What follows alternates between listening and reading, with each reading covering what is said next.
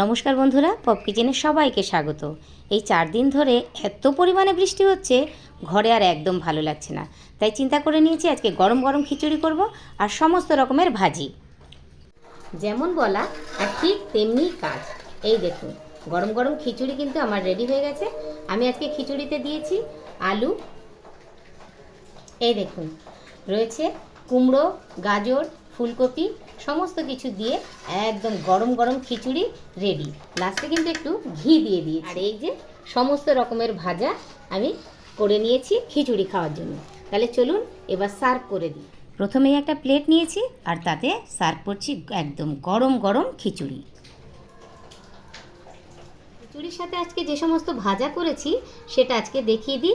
প্রথমেই দিয়ে দিচ্ছি থালিতে আমি ডিমের অমলেট, এবার দিয়ে দিচ্ছি করলা ভাজা, তার সাথে দিচ্ছি কাঁচকলা ভাজা, এবার দিচ্ছি পটল ভাজা, এবার এটা বেগুন ভাজা, এবার এগুলো দিচ্ছি আমি কাঁকরোল ভাজা, এটা কুমড়ো ভাজা,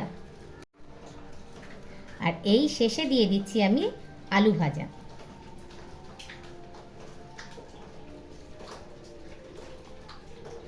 তাহলে বন্ধুরা, এই বৃষ্টির দিনে খিচুড়ি আর এত রকমের ভাজা, থালিটা আমার কেমন হয়েছে অবশ্যই কমেন্ট করে জানাবেন।